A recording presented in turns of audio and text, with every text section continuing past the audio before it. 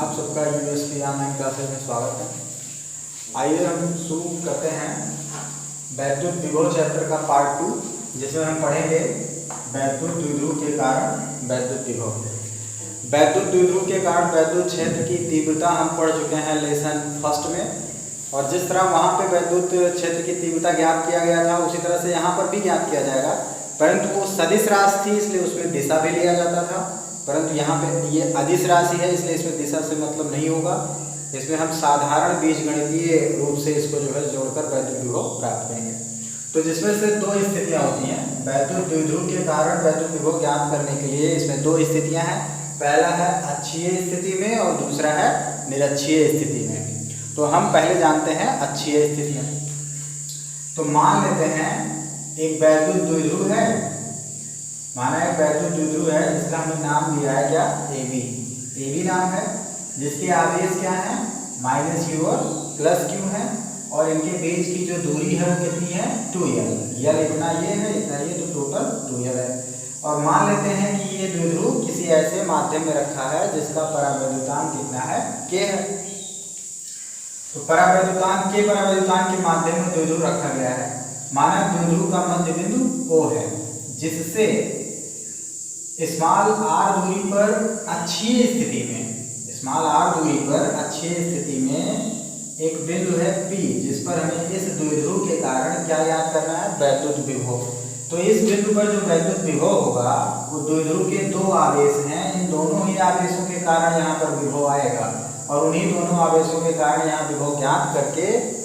हम उसको साधारण बीजगणित से क्या करते हैं, जोड़ लेते हैं। वैद्युत क्षेत्र की तीव्रता जब हम ज्ञात करते थे द्विध्रुव के कारण, तो यहाँ पर जो बिंदु होता था उसमें हम दिशा भी लेते थे। एक E1 इधर होता था, E2 इधर होता था, फिर दोनों घटा के निकालते थे। लेकिन यहाँ ऐसा कुछ नहीं है, दिशा से मतलब नहीं है, केवल हम यहाँ पे दोनों आवेशों के कारण वैद्युत विभव निकाल के साधारण बीजगणित से क्या करते हैं, उसे जोड़ देते हैं, और इस तरह से हमें विभव प्राप्त हो जाता है। तो अभी जस्ट इससे पीछे हमने क्या पढ़ा, बिंदु आवेश के कारण विभव। तो बिंदु आवेश क्या होता है, उसके कारण विभव का सूत्र क्या है, V बराबर होता है 1/4 पाई एप्सिलॉन 0 के इनटू Q/R। इसी सूत्र के इस्तेमाल से हम यहाँ पे विभव निकालेंगे, परंतु यहाँ पे ये जो K होता था निर्वात प्रवाह के लिए उसका मान हो जाता है 1। तो अब इसी सूत्र के इस्तेमाल से यहाँ निकालेंगे, तो इसके कारण यहाँ विभव निकालेंगे और इस आवेश के कारण यहाँ विभव निकालेंगे और दोनों को जोड़ देंगे। तो हम मान लेते हैं, पूरी थोड़ी सी भाषा भी इसमें कैसे लिखी जाएगी वो मैं बता रहा हूँ। तो मान लेते हैं वैद्युत द्विध्रुव AB है जिसका आवेश -q+q है, और इनके बीच की दूरी 2l मीटर है, और जो ऐसे माध्यम में रखा हुआ है जिसका परावैद्युतांक कितना है, k है। मान लेते हैं कि वैद्युत द्विध्रुव के मध्य बिंदु O से r मीटर की दूरी पर अक्षीय स्थिति में एक बिंदु क्या है, P है, जिस पर हमें वैद्युत विभव ज्ञात करना है। तो मान लेते हैं द्विध्रुव के जो आवेश हैं -q और +q, इनके कारण बिंदु P पर जो विभव है वो क्रमशः क्या है, V1 और V2, यानी -q के कारण क्या है V1 और +q के कारण क्या है V2। इसके कारण V2 है इस आवेश से, और इस आवेश के कारण क्या है V1। तब विभव की परिभाषा से जो बिंदु आवेश के कारण विभव जो सूत्र हम निकाले थे उससे क्या हो जाएगा, V बराबर 1/4 पाई एप्सिलॉन 0। तो ऐसे ही रहेगा, परावैद्युत माध्यम है तो K हो जाएगा, और इनटू आवेश क्या लिया हमने, देखिए ध्यान रखेंगे कि जब भी हम अदिश राशि की बात करेंगे तो उसमें आवेश का चिन्ह भी लिया जाता है, जबकि सदिश राशि में आवेश का चिन्ह नहीं लेते थे, परिमाण लेते थे और दिशा। लेकिन यहाँ वैद्युत विभव में क्या है, हम आवेश का मान और उसके साथ में उसका चिन्ह भी लेंगे। तो क्या होगा इस आवेश का मान -q, और बटे इस आवेश की इस बिंदु से दूरी कितनी होगी, यहाँ से यहाँ तक r और ये l, तो दोनों जुड़कर हो जाएगा r + l।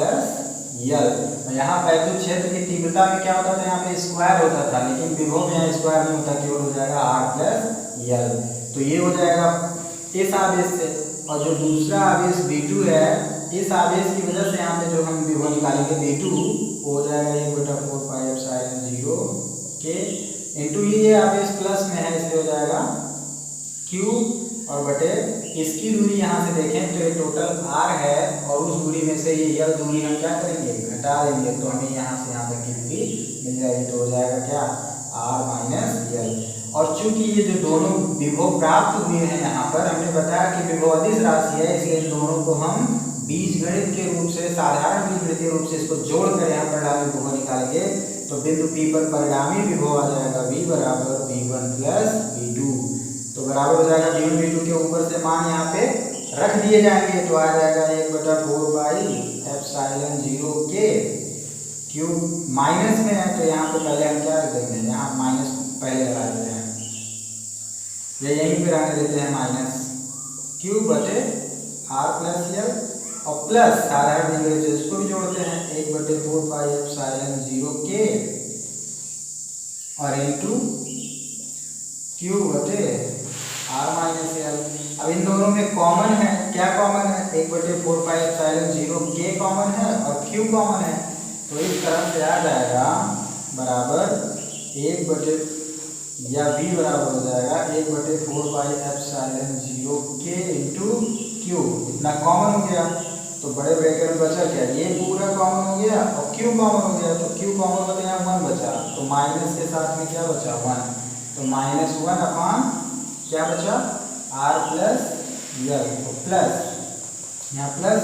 ये कॉमन हुआ और ये कॉमन हुआ, तो बचा क्या, यहाँ 1 बचा, यहाँ पे r माइनस यल। तो इस तरह से इसको सॉल्व करेंगे तो हो जाएगा 1/4 पाई एप्सिलॉन 0 के इंटू क्यू, और यहाँ देखें तो इसका लासा हो जाएगा a plus b into a minus b, दोनों का मल्टीप्लाई होता है a square minus b square, और इसका इधर गुणा हो जाएगा इसका इधर, तो ये माइनस r माइनस यल और प्लस इसका इधर गुणा r प्लस यल, ये माइनस था तो माइनस बाहर रख दिए और ब्रैकेट में r माइनस यल, और ये प्लस इधर r प्लस यल। तो सॉल्व करेंगे तो आएगा 1/4 पाई एप्सिलॉन 0 के इंटू क्यू, और यहाँ माइनस से गुणा हो तो माइनस r प्लस यल प्लस r प्लस यल, और नीचे r स्क्वायर माइनस यल स्क्वायर। अब अगर देखें तो यहाँ पे माइनस r से प्लस r क्या होगा, कट जाएगा, और यल जो कि हो जाएगा 2l, तो हो जाएगा 1/4 पाई एप्सिलॉन 0 के इंटू क्यू और इंटू ब्रैकेट में 2l, और नीचे हो जाएगा r स्क्वायर माइनस यल स्क्वायर। अब चूंकि ये अगर हम देखें तो ये जो यल है वो इस दूरी r की तुलना में क्या है, ये बहुत छोटा है, तो हम यल स्क्वायर जो यहाँ पे आया है, यल स्क्वायर को नगण्य मानेंगे, किसके परिप्रेक्ष्य में,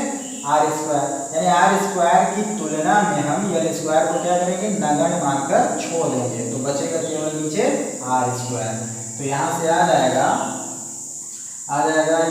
या v बराबर 1/4 पाई एप्सिलॉन 0 के इंटू 2ql और बटे क्या r स्क्वायर, परंतु हमें पता है कि जो वैद्युत द्विध्रुव का आघूर्ण P है वो किसके बराबर होता है, 2ql के बराबर होता है, इसलिए हम वहाँ पे क्या रख सकते हैं, जहाँ 2ql है वहाँ पे लिख सकते हैं P, जहाँ P क्या है, वैद्युत द्विध्रुव का आघूर्ण। तो यहाँ से आ जाएगा v बराबर 1/4 पाई एप्सिलॉन 0 के इंटू 2ql की जगह क्या हो जाएगा P और बटे क्या हो जाएगा r स्क्वायर, ये आ जाएगा और मात्रा कोई वोल्ट हो जाएगा। परंतु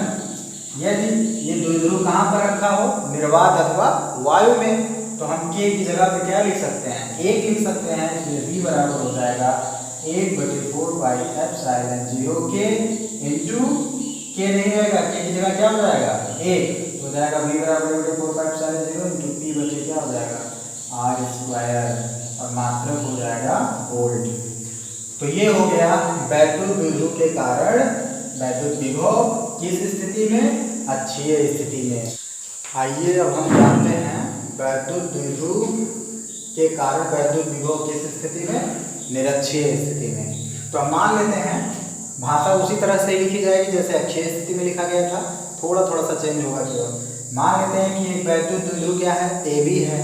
जिसके आवेश क्या है -q प्लस q है, जिनके बीच की दूरी कितनी है 2l, यल और यल कितना हो गया 2l है। सुविधा के लिए 2l माना गया है, वैसे l भी माना जा सकता है, परंतु हाफ करने के लिए आधा आधा l इसलिए टोटल दूरी 2l मानी गई है। अब हम क्या करते हैं, तो पहले तो मान लिए कि एक वैद्युत द्विध्रुव AB है जो किसी ऐसे माध्यम में रखा है जिसका परावैद्युतांक कितना है K, और आवेश क्या है द्विध्रुव के -q प्लस q, इनके बीच की दूरी कितनी है 2l मीटर है। और मान लेते हैं कि द्विध्रुव के मध्य बिंदु O से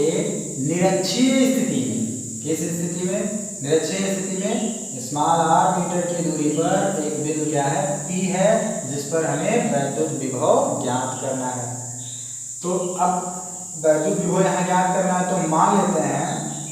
कि द्विध्रुव के आवेश -q और +q के कारण बिंदु P पर वैद्युत विभव क्रमशः क्या है V1 और V2 है, मतलब -q के कारण यहाँ विभव V1 है और +q आवेश के कारण यहाँ विभव क्या है V2 है।